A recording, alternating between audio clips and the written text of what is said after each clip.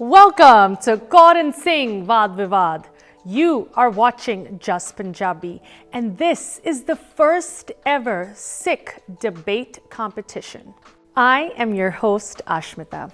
We are in week 5 of the competition, and the quarterfinals are heating up. This competition isn't just unique in that it is the first ever Sikh youth debate contest, but also because it is firmly modeled after the Lincoln Douglas debate model. This means that all of our contestants that have argued one side of the resolution will now argue the opposing side. To reiterate the significance of this format, I should say that this exercise brings the element of not just convincing the judges or beating your opponent in a debate. It brings the element of changing your own perspective and arguing for all sides of a matter. And of course, you, the audience, have been participating as well. You've been voting week after week for your audience favorites in each debate. Once again, I remind everyone watching to scan the QR code and cast your votes during the debates as we do tally and reveal your audience favorite winners at the end of the episode. As we saw last week, Ruhani Singh took the win for audience favorites as well as the judges' favorite this past debate. The breakdown of the votes for audience favorites can be seen on the screen. Now, for the main event, the quarterfinals are underway, and now you've met all 8 of the finalists that have advanced to this round. You heard their stories, their backgrounds, and their experience. Now it's time to flip the script. In today's debate 5 of the quarterfinals, our contestants will once again take the stage, but will be arguing for the opposing stance they took previously. The resolution is the same, but the argument for or against will change drastically. So without any further ado, let's bring out our contestants for debate 5.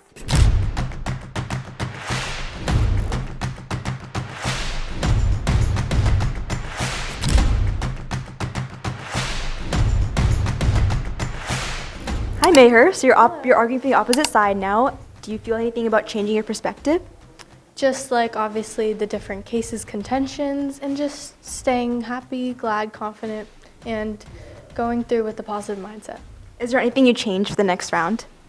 Not really. I'll just stay confident, like I said, and yeah, I hope it goes well. All right, perfect. Good luck.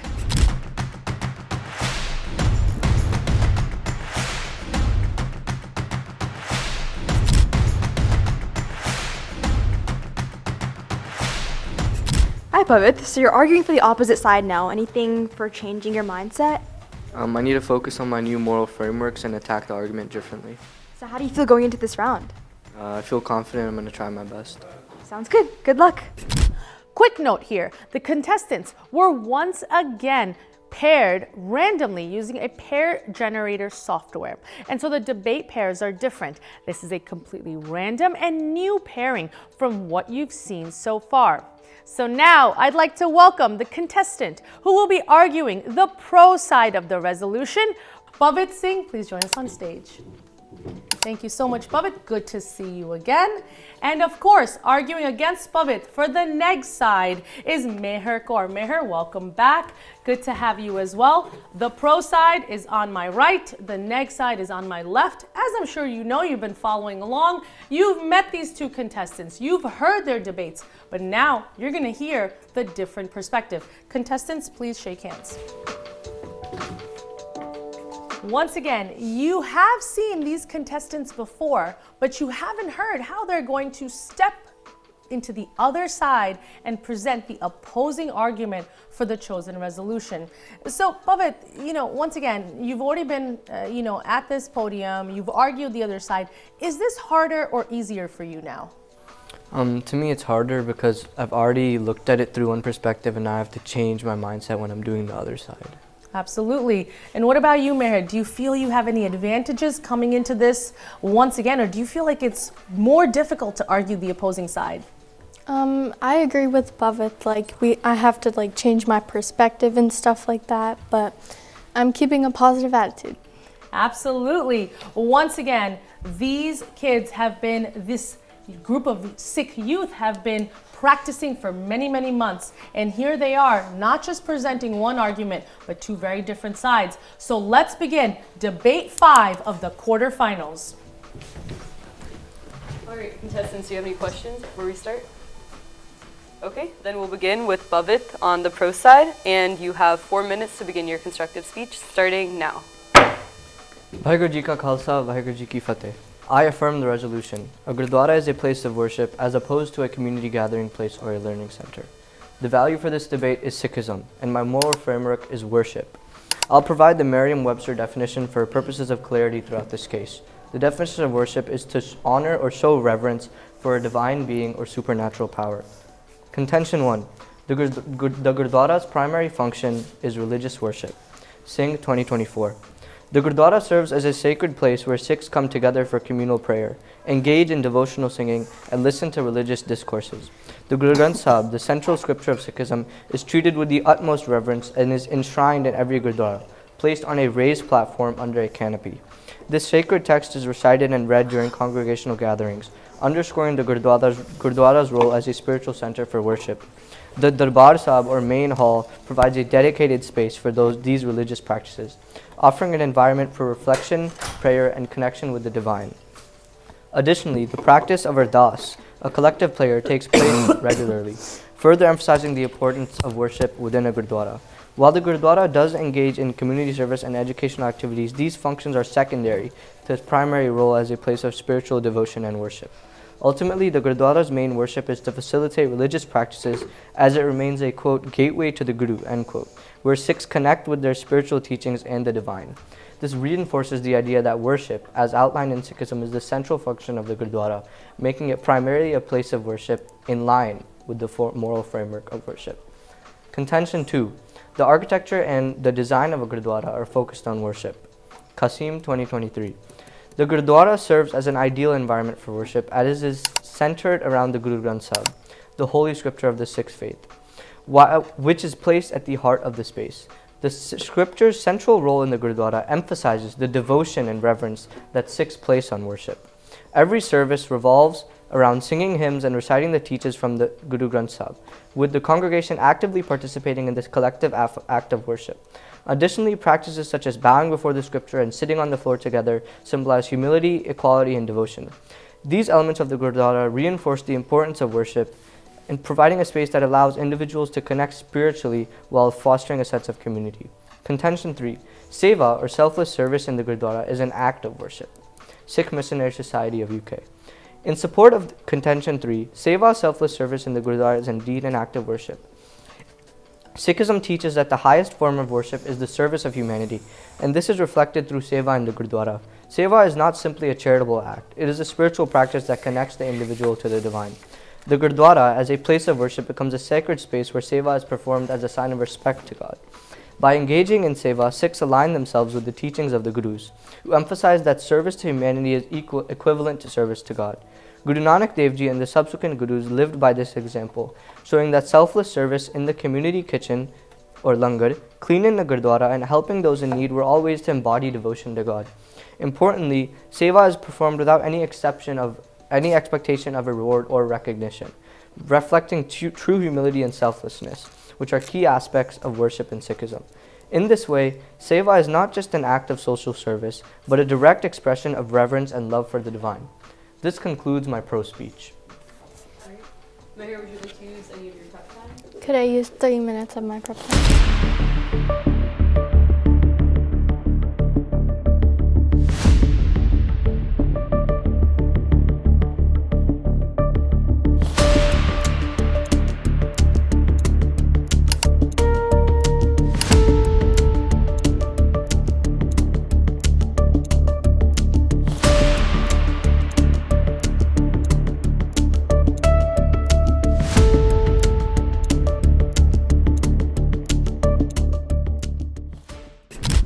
Alright, this concludes your 3 minutes of prep time. You now have 7 minutes for your constructive speech and your rebuttal, starting now. I negate the resolution that a Gurdwara is a place of worship for Sikhs. My value is Sikhi. Sikhi is not limited to individual worship, but encompasses community service, Seva, and learning. The Gurdwara fulfills these broader roles, making it a community gathering place and a center for spiritual and practical education. And my moral framework is promoting the collectiveness of Sikhi. Promoting the collective spirit of Sikhi ensures that the Gurdwara serves as a space for both individual and communal growth, aligning with the Guru's teachings on unity and equality. Now, my first contention is, Gurdwaras are designed to be communal gathering places. Gurdwaras are explicitly designed as communal gathering places, reflecting Sikhism's core values of equality, inclusivity, and community. The term Gurdwara, meaning Guru's door, symbolizes an open and welcoming space for everyone. Central practices like langar emphasize communal service and equality, where free meals are served to all visitors, fostering social bonds and shared responsibility. The concept of Sangat further highlights the communal role of Gurdwaras, as Sikhs gather for collective worship, meditation, and learning. Architecturally, Gurdwaras are designed to accommodate large gatherings, with central halls for congregation and dedicated langar spaces for shared meals. Historically, Gurdwaras like Guru Nanak's Kartarpur Sahib served as centers for communal living. Stated in the article by the Sikh Missionary Society, events like weddings, Gurpurabs, and Sikh festivals such as Vaisakhi also underscore the Gurdwara's function as a place for interaction and cultural celebration. Rooted in Guru Nanak's teachings of collective responsibility and openness, the Gurdwara's identity as a communal space is integral to its purpose. Contention 2. Education is a core function of a Gurdwara. Education is a cornerstone of Sikh philosophy, and Gurdwaras fulfill this need by providing spaces dedicated to learning. They offer instruction in Gurmukhi, Kirtan, and Sikh history, enabling children to understand their cultural heritage and religious teachings. A significant historical example is the establishment of the Akal Takht by Guru Har Gobind Ji. As said in Sikhnet, this institution served not only as a site for spiritual discourse, but also as a venue for addressing community justice and moral instruction, effectively intertwining elements of education with spiritual leadership. Such practices underscore the importance placed on learning within the Sikh faith and the vital role that Gurdwaras play in transmitting knowledge through generations. Contention 3. A multi-purpose role does not diminish worship. The Gurdwaras establish Sikhi as an encompassing way of life, wherein spiritual worship, community service, and education are seen as complementary. The Sikh Coalition states, Sikhs believe that in order to make spiritual progress, both prayer and service must go hand in hand. The Gurdwara is a place where both of these things happen, and where Sikhs can come together to learn and practice these things in community with each other. This connection is evident in the practice of langar, which serves as a form of seva. Service to others is not just a routine, but a spiritual act that embodies the core Sikh values of equality and humility. Also, many modern Gurdwaras host youth camps and interfaith dialogues, which strengthen the community while upholding Sikh principles. I conclude my speech and now transitioning to the rebuttal. As stated by my opponent in the first contention, a Gurdwara is primarily a place of worship. Yes, worship is important, but not the only function of a Gurdwara. Gurdwaras are open to all and serve as centers of community service and education. Now, while the prayer hall is a significant part, Gurdwaras also include libraries, classrooms, and spaces for social gatherings. Many Gurdwaras provide classes, Sikh history lessons, and even training, making them learning centers. Historically, Guru Nanak and other Sikh gurus emphasized that Gurdwaras should be places of learning and social reform, not just prayer.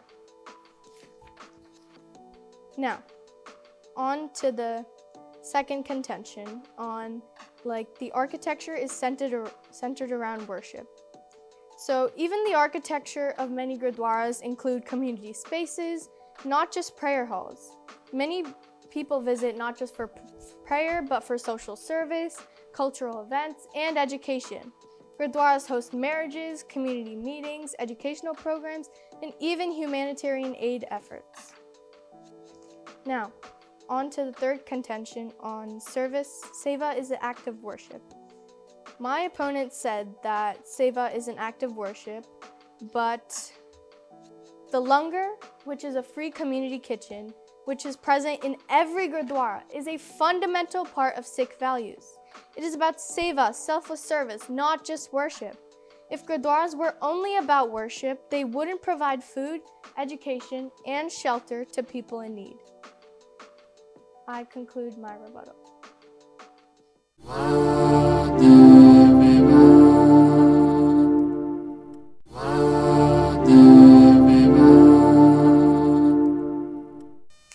Would you like to have prep time? Yes. Can I have 3.5 minutes of prep time? Yes, starting now.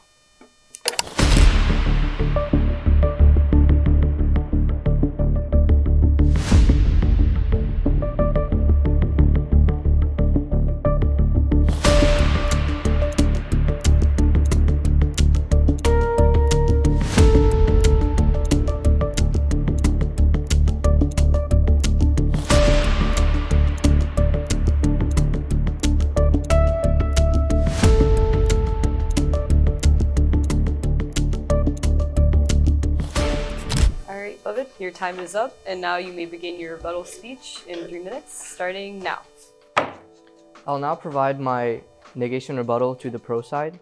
I'll start with rebutting contention 1, in which it was said that a Gurdwara is designed as a communal area. So I agree it is designed as a communal area, but for the means of worship, so that many people can come in and worship effectively. If a Gurdwara didn't have the design and size that it would, then the amount of people that come in would have to be lowered, and people wouldn't be able to effectively worship at the same time. I also want to point out that the word Gurdwara itself, the stem of the word is Guru, which is who we worship. Guru, Shabad Guru, which is in Guru Granth Sahib Ji, Vaheguru. That stem is the same, which shows why it should be the reason that we come to a Gurdwara to worship, right? If we take a look at contention 2, which was about education, there are many Khalsa schools which are outside of the Gurdwara, such as Guru Angad Institute of Sikh Studies.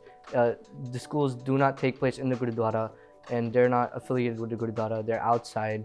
You can also learn from outside sources, do your own research. You don't have to come to a Gurdwara, you can read books. There are many other sources to learn about the Sikh religion, right? My opponent also spoke about Akal Takat having stuff, but Akal Takat is not considered a Gurdwara. So yes, it has these places for community gathering because it should be. It's a place of politics, community gathering, because it isn't a Gurdwara. So I agree actually, at the Akal Takat it is a place of community gathering, but it's not a Gurdwara. Akal Takat is not a Gurdwara. In the third contention, it was said that it's a Gurdwara can have both purposes, and I believe that the other services, such as a community gathering or learning center, are second to the Gurdwara. There's a reason that when we come into the Gurdwara, the first thing that we do is take off our shoes. If we're just going to a community gathering with our friends, we don't take off our shoes, we don't cover our head, we don't do matta take and bow our head down with the respect that we have when we come into the Gurdwara. There's a different mindset that we have to come into the Gurdwara with respect, because we're coming to worship, right? In my opponent's rebuttal, it was said that a Gurdwara is open to all. Yes, it's open to all, but for the means of services and the means of worshipping. It was also said that there's libraries and classes there, but those books that are there are only there to help you in your Sikhi journey more to worship, right? It was also said that marriages are held in Gurdwaras. So marriages shouldn't be considered a community gathering. The word that we use in Sikhi is called Anand Karaj. The actual meaning of Anand Karaj is the merging of two souls. It never said that it's community gathering, but it's how you can get how through meeting someone else, your bond with Vaheguru will grow more, and how you can worship Vaheguru better. That's what the word Anand Karaj actually means when you come to the Gurdwara, right? And then it was also spoken about Langar and Seva. So Langar and Seva is actually just improving your devotion to God, right? Thank you, Pavit. Yeah. Thank you. And now you may use your prep time with Your crystallization speech. You have 2.5 minutes left. I'll use the remaining time.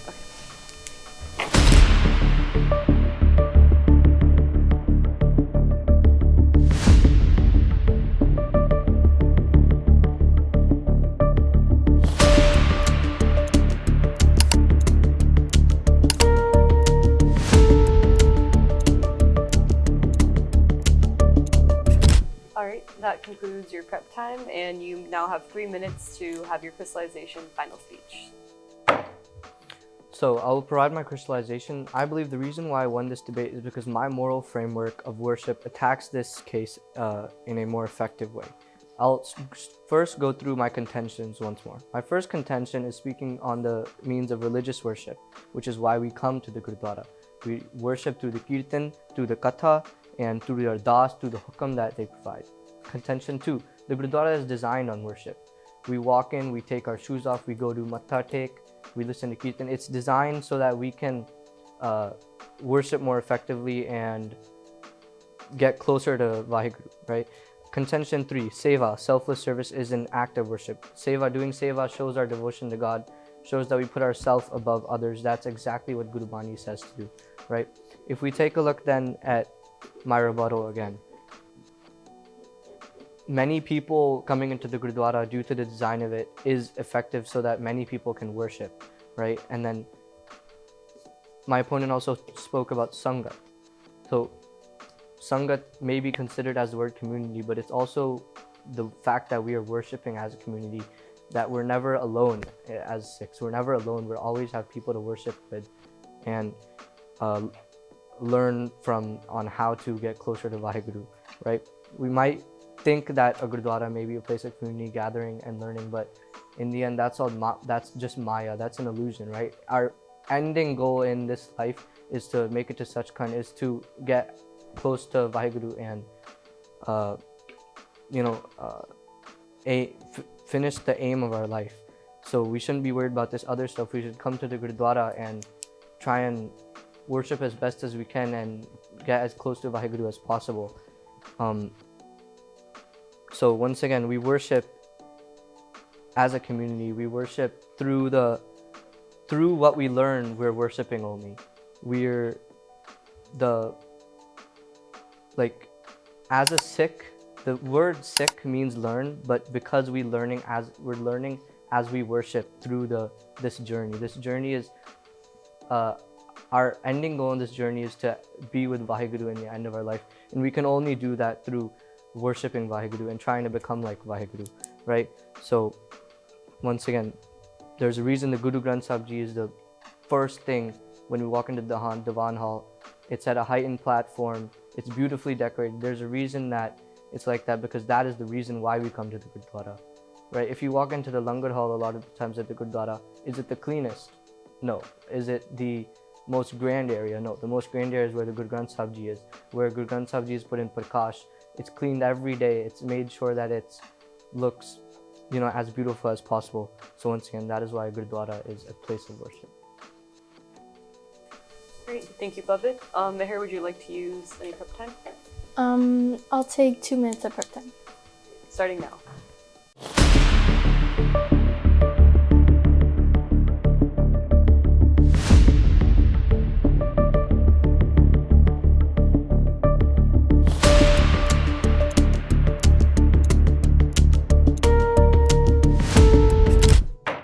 I have demonstrated that Sikhi is not limited to individual worship, but is deeply rooted in community service and education.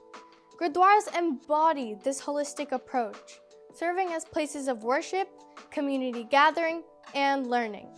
By embracing all these roles, Gurdwaras fulfill the Guru's vision of unity, equality, and collective growth. My opponent stated that the Guru Granth Sahib, Kirtan, and Kathas are the center of Sikh teachings. But this also includes social justice, equality, and education, not just religious rituals. The Gurudwaras use these teachings to guide community service, charity, and educational programs. Gurdwaras, defining them solely as places of worship, overlooks their broader significance within the Sikh community. Gurdwaras are not just sites for prayer and spiritual reflection. They serve as vital hubs for social welfare, education, and political activism. The practice of langar and seva demonstrates that Gurdwaras actively promote social equality and community service, extending their purpose beyond religious activities, not just worship. Additionally, educational programs preserve Sikh history and values, language, and music, and hold more value than teaching about worship. Gurdwaras also extend help and provide advocacy for the needy and oppressed, ensuring a platform to social justice movements and defense of Sikh rights. For this reason, the resolution that a Gurdwara is a place of worship is incomplete and limited characterization of the true purpose of a Gurdwara. Thank you, and I now conclude my final speech. All right, thank you, debaters. That concludes our fifth debate.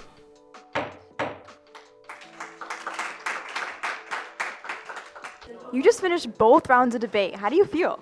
I feel great. I think I did well. If this is the end of the road for you today at today's tournament, what do you take from all of this? I think I learned a lot in this experience, and I'm happy that I joined Vaad Vivaad. And do you think you won? I hope that I won. Yeah. Sounds good. Good luck. You just finished both rounds of debate. How do you feel? I think this was like a great experience, and I definitely learned a lot of new things. If this was the last round for you, what did you take away from this tournament? Like stay confident. I learned how to like debate more formally, and yeah. All right, sounds good. Good luck.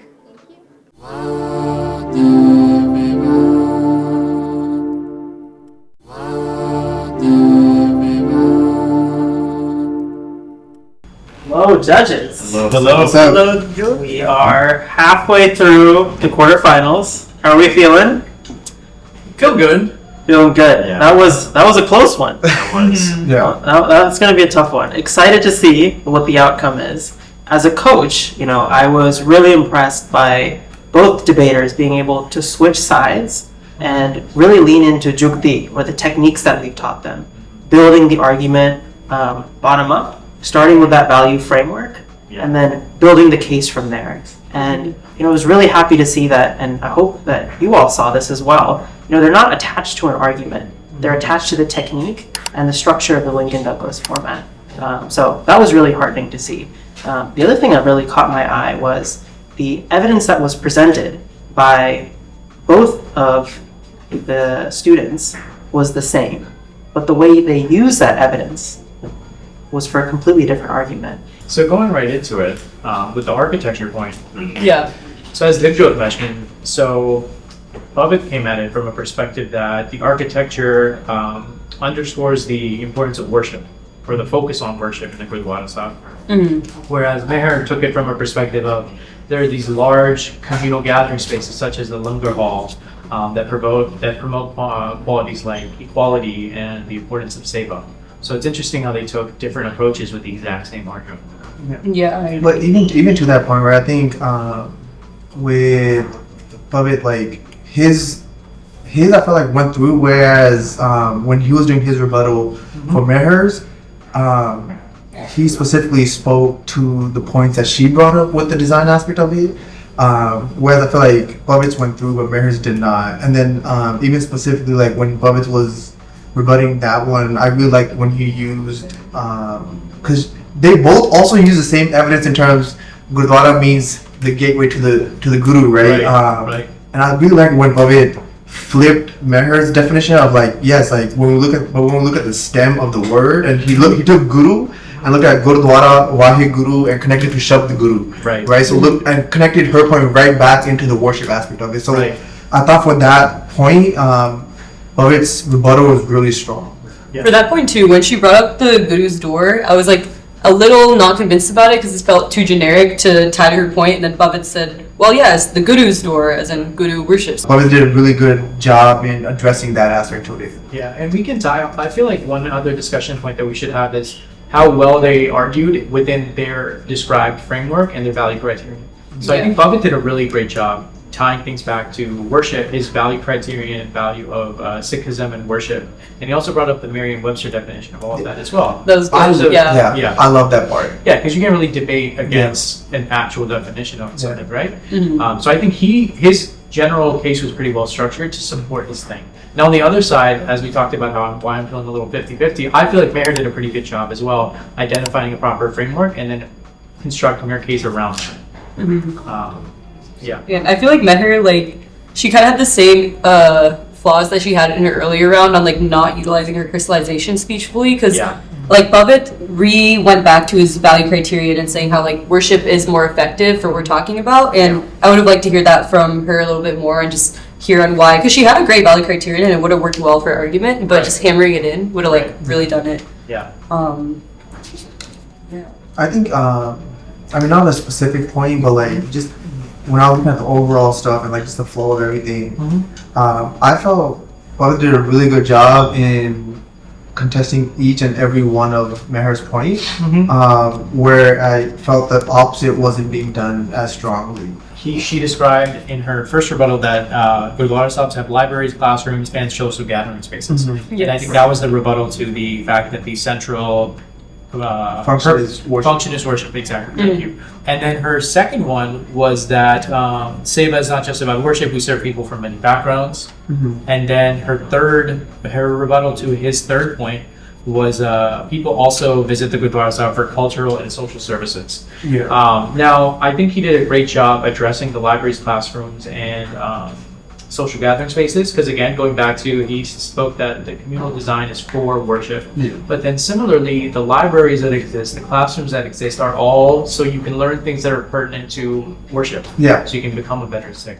Right? But did Pavit call that out? He did. Or? He did. Okay. In that one specifically. Now, the other two rebuttals, I didn't catch anything that he addressed. Like for the people also visit for cultural and social services, that he didn't touch that one. And then similarly, he didn't really address much that Seva is not just about worship, we serve people from many backgrounds. Yeah. For that one, I caught that he, not specifically that Seva is not just worship, but like we're doing it for maybe serving many people from different backgrounds. I mean, it wasn't a strong one, but I felt like he did kind of mention that he like all of that, like Seva in itself is just it's improving our devotion to God, because and then he brought that back to his point of worship, right? Like Seva is an act of worship. Right, service to humanity is service to God. Yeah, so I feel like he did have that one. So like even like when we're serving and doing Seva for people outside of our community, like the way that he argued, like that is still doing worship to God, right? Like, because Guru Sahib tells us that, you know, Seva to humanity is worship as well. So I thought he did a good job for that one at least. One thing that kind of confused me in his first rebuttal speech was how he brought up how he had this really great speech about how marriages aren't an example of just communities gathering. It's like actually the joining of two souls, making it very spiritual. But I'm not sure, and correct me if I'm wrong, but I don't think Mehar specifically mentioned marriages in her contentions. So it kind of came out of nowhere. I don't recall her specifically mentioning it. I don't recall either. And also, like, as we're talking about it now, like, the editing, they just put it back and show us that he did talk about, you know, not marriage. But it was a really good point. But yeah, I put a question mark too, like, strong point, but was it even brought up by Mehar or not? Yeah, it seemed like a bit of a distraction. Why don't we go back to Mehar's second contention about education is the core function of a Gurdwara. So she pointed out like the dedicated spaces and like the other teachings that go on, which she reiterated in her rebuttal as well. About his first point. And then it was interesting how she also brought up the Akal Takat and how while they have it emphasizes like spiritual discourse, and it also has a lot of justice, leadership, politics as well. And then Pavit in his rebuttal said 3 times that Akal Takat is not a Gurdwara. So that was his thing in a rebuttal, and she didn't go back and touch it. But how do we feel about that definition of the Gurdwara? Again, she didn't address it, but that could be a bit of a controversial statement to say. I would agree with that. I think in that sense, like Pavit also, because Pavit does a good job in defining the words that he's going to be using throughout the debate. One thing that I absolutely loved was he starts the debate, let me define worship. Right, and then the first contention was Gurdwara being a primary function, and he goes into the definition of a Gurdwara, and he says, you know, it's a gateway to the Guru, and if the Guru Granth Sahib is in a building, it's a Gurdwara, which is true for the Akal Takat. Yeah, so the Guru Granth Sahib in the Gautam Sahib as well. So by his own definition, Right. like it's not matching, right? Right. What he's saying. But yeah, you're right. Like Mehar could have easily called that out, and then like even like to Mehar's other point when she brought about like dedicated schools, right? Like Pavit also hit that on like rebutted that as well. Like he's like Punjabi schools outside of the Gurdwara settings, right? Right. He had a very specific example. So Yeah. I think it was a knock on Pavit, the fact that he gave the definitions and then he didn't stand by the definitions when he was trying to give a Right. rebuttal. Right. But some of his other rebuttals I felt were really strong. Another thing he mentioned is crystallization speech, which didn't sit super well with me, is when he was talking about Maya and how this community service is kind of like an illusion, it's like blocking your pathway to God. Like first, I feel like a lot of people would find that a little bit like one-sided as well. Yeah. And saying that community is actually like blocking your pathway to Bahaguru. Right. And he literally said verbatim, like, don't worry about the other stuff, just worry about your He path did to say God. that, the other stuff, yeah. Which I felt like it was a little bit disrespectful to like every other aspect of Seva. I know he kind of mentioned Seva's worship actually, Right. but Yeah. it's just the wording of that felt a little off. I see what you mean, because on the one hand, right, like, so he says specifically service to humanity is equal to service to God. But then, what's the way that we actualize that service to humanity, right? It's usually through some form of coalition. You can help one person on your own, right? But you usually get people together through your community, mobilize people in order to help and promote the greater good. Yeah. So I do agree with that. That I think that was a bit of an oversimplification of the community aspect, and just saying that it is mine in that sense. Yeah. But I think in that sense, like, I mean, like, we're seeing this, right? I would like to see Mehar calling stuff out, right? I think Yeah. she let a lot of stuff just slide. And again, like, you're pointing out a lot of, like, good things that Pavit could have done better, right? And again, like, that's the whole point of the show, right? For them to learn from these, from this. But again, like, Mehar didn't call any of this, or she didn't know, Right. like, she just let a lot of it slide through, Right. which I think hurt her at the end quite a bit. Yeah, because one thing I would have really liked to see from her was better use of her crystallization speech. Yeah. I feel like, I mean, and that's the thing that I've noticed with, it's not just her, like I've noticed that with other contestants as well, competitors as well. But it's like, it was disappointing to see, because Pavit, for example, he made full use of his crystallization. He took the time to discuss his framework again and why he feels that it was superior. Yeah. He took the time to restate the main part. He didn't go word for every one of his contentions, but he restated the gist of every single one. So Yeah. we were aware of it again, right?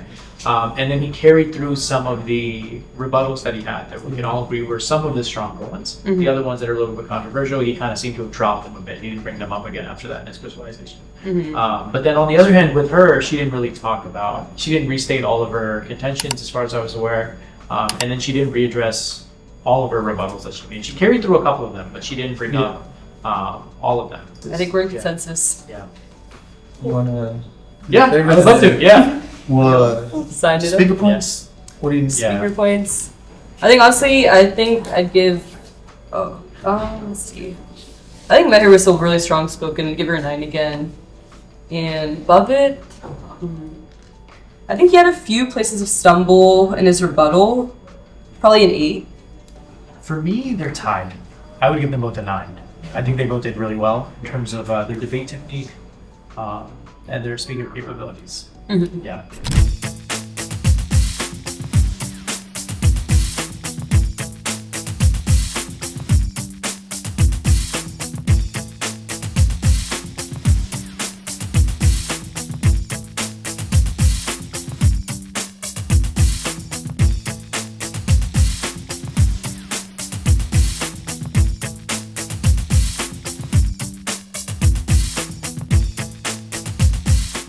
Another logical fallacy that comes up a lot, this is called the straw man argument. So when you're debating your opponent, if your opponent misrepresents your argument, you know, if they say you've put together a lot of research, a lot of thought, a lot of time, and your opponent says, well, this person, all Usman is saying is just this. What they're doing is they're kind of simplifying your words to make it easier for them then to attack you. You see this a lot in political debates. It's a very common tactic, and you want to always be aware of it. That's why we encourage the kids to do your research, but also to know, not just blindly do your research, but kind of know what you said and be able to reiterate it. Say, no, that actually wasn't my point. My point was this. Because your opponents in the real world, outside of formalized debate, will always try to simplify things for their own benefit to make it easier for the, to make it easier to score points with the audience, to make it easier for them to attack that. That's what's called a straw man. If you create a straw man, you can easily burn it down. So this is something to be aware of.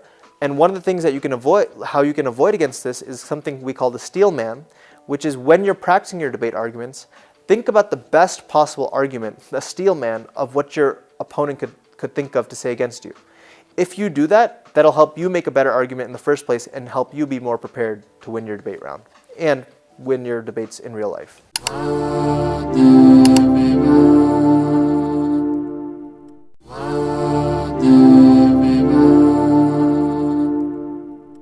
Once again, you're watching the Kaur Singh Vaad Vivaad debate competition.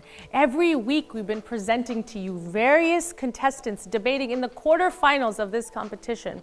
We're on debate 5. We have 3 more to go. And as you've been seeing, from debate 5 and onwards, the contestants have swapped sides and are now arguing the opposing viewpoint from their previous debate.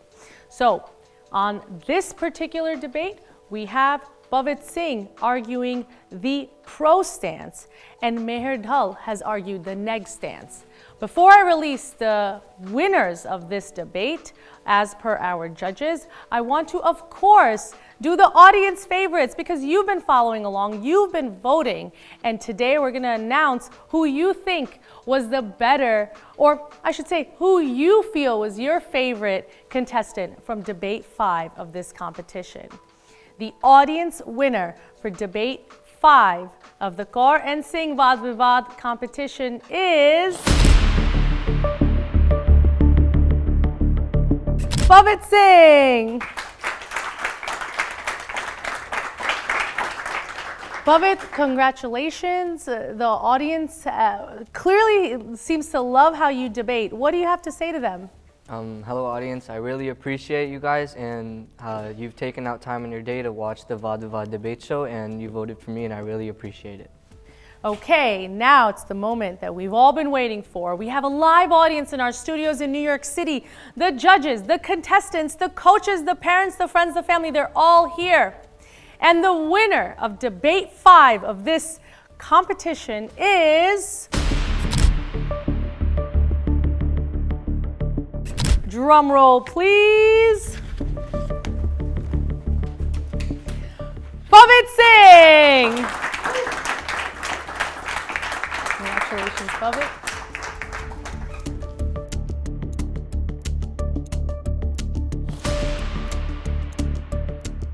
And with that, another debate comes to an end. We will pick up from here next week. Until then, you can write to us at ashmita@justbroadcasting.com or info@justbroadcasting.com or follow along on our social media pages. This is Ashmita signing off.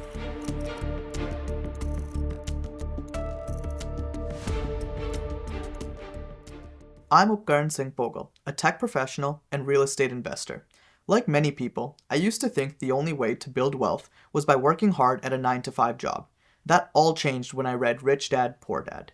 The book opened my eyes to the power of investing, how real estate can create passive income and long-term wealth rather than just relying on a paycheck. I realized that building a portfolio of properties was a way to create financial freedom and gain control over my future. So I dove into real estate investing, and let me tell you, it's been one of the best decisions I've ever made. Investing is key to securing financial independence.